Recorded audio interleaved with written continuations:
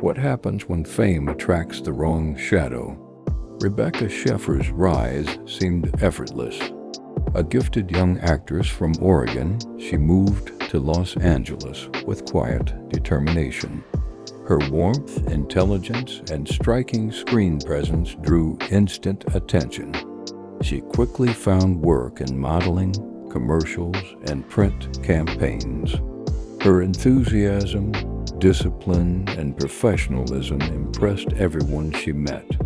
By her teenage years, she was already building a reputation for talent far beyond her age.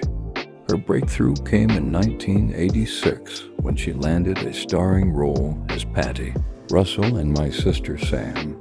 The sitcom showcased her charisma and relatability, turning her into a rising television star. Fans adored her, and industry professionals praised her. Rebecca's kindness, intelligence, and professionalism made her beloved on set. Co-stars and crew described her as grounded, thoughtful, and effortlessly charismatic. Despite her growing fame, she remained humble and grateful for every chance to learn. As Rebecca's popularity soared, magazines, interviews, and entertainment shows highlighted her rising success. She handled attention with grace, offering thoughtful answers and maintaining boundaries. Hollywood embraced her as a refreshing new talent with a bright future. By the late 1980s, Rebecca began transitioning into film roles. She starred in scenes from the class struggle in Beverly Hills, earning praise for her talent and maturity. Hollywood saw her as a versatile actress with the potential to build a decades-long career. Away from the spotlight, Rebecca valued privacy, close friendships. She lived simply compared to many rising stars, focusing on her craft rather than fame. Her quiet lifestyle reflected her values, kindness, humility, and genuine connection. As Rebecca's profile grew, she became the subject of unwanted attention from a small number of obsessive fans. One of them, Robert John Bardo, developed an unhealthy fixation. Escalating fantasies marked the progression of a dangerous obsession.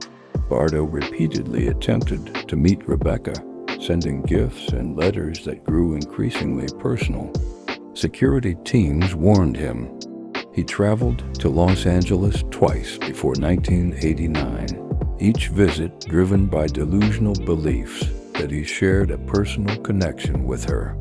Protections for actors against dangerous fans were limited. Stalking laws did not exist. Studios and law enforcement struggled to address escalating threats, leaving Rebecca vulnerable to potentially violent individuals. Bardo's obsession intensified into violent delusions. He believed Rebecca had betrayed him. After seeing her in a film role, he began planning a confrontation. His family tried to intervene, but his behavior became increasingly alarming.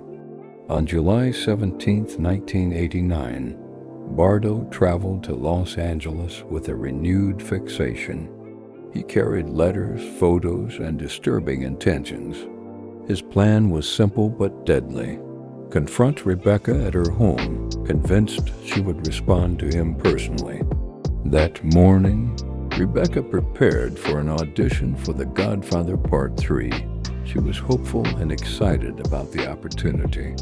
Meanwhile, Bardo left his motel room and traveled toward her West Hollywood apartment, carrying a manila folder and a concealed revolver. Bardo reached Rebecca's building. She answered the door politely, believing he was a fan seeking an autograph. She spoke with him briefly, unaware of his instability. She ended the conversation kindly, wishing him well before closing the door. Minutes later, Bardo returned, more agitated. Rebecca, expecting a delivery, answered again. This time she saw the folder and sensed something was wrong. She politely told him she was busy. She attempted to close the door. As Rebecca attempted to close the door, Bardo pulled out a revolver. There was no warning. A single shot struck her in the chest. She collapsed inside the apartment. Bardo fled immediately, leaving her gravely injured and fighting for life. Neighbors rushed to help, calling emergency services immediately. Paramedics arrived within minutes and found Rebecca critically wounded but still alive. They worked urgently before transporting her to Cedars-Sinai Medical Center, where doctors fought to save her life. At the hospital, surgeons worked tirelessly, but Rebecca's wounds were too severe. She died shortly after noon. The entertainment world was shaken. Friends, colleagues, and fans mourned the loss of a young actress whose life and promise were suddenly stolen. Police immediately launched a manhunt. Witnesses provided clear descriptions, and evidence at the scene pointed to Bardo. Meanwhile, he fled back to Tucson, wandering the streets aimlessly. Hours later, Arizona police found him behaving erratically. Once in custody, Bardo confessed to the shooting. He expressed delusional beliefs about Rebecca and described the attack in detail. Detectives quickly gathered evidence linking him to the crime, the upcoming trial that would draw national attention. Prosecutors prepared a strong case against him. His lawyers argued diminished capacity, but evidence of premeditation was overwhelming. The trial drew national attention, highlighting the growing dangers faced by public figures. Prosecutors presented a clear sequence of events: Bardo's long obsession, the confrontation, and his own admission. Witnesses, neighbors, and security experts testified. The evidence left little doubt. The attack was deliberate. News coverage intensified. Many Americans were shocked that an actress could be so vulnerable in her own home. The case triggered national conversations about personal safety, celebrity security, and the absence of legal protections for victims of stalking. On October 17, 1991, Robert John Bardo was found guilty of first-degree murder.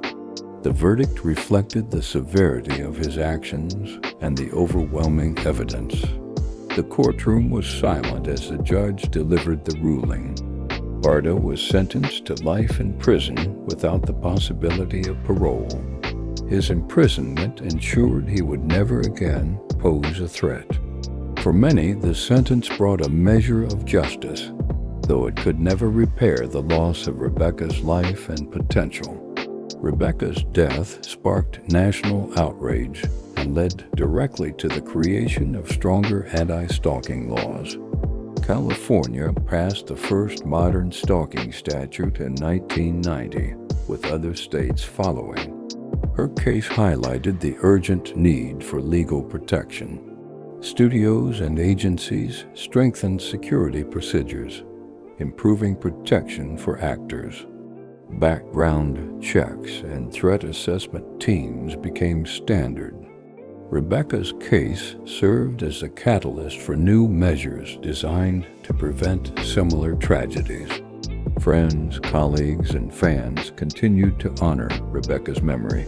Her life marked by kindness and talent. Tributes highlighted her warmth, intelligence, and the bright future she never had the chance to fully realize. Rebecca's death reshaped how society understands stalking and public safety. She became a symbol of meaningful change, someone whose tragic loss ultimately protected countless others. Her work, though brief, continues to inspire. She remains a symbol of kindness, talent, and meaningful change born from unimaginable tragedy. Her light continues to shine,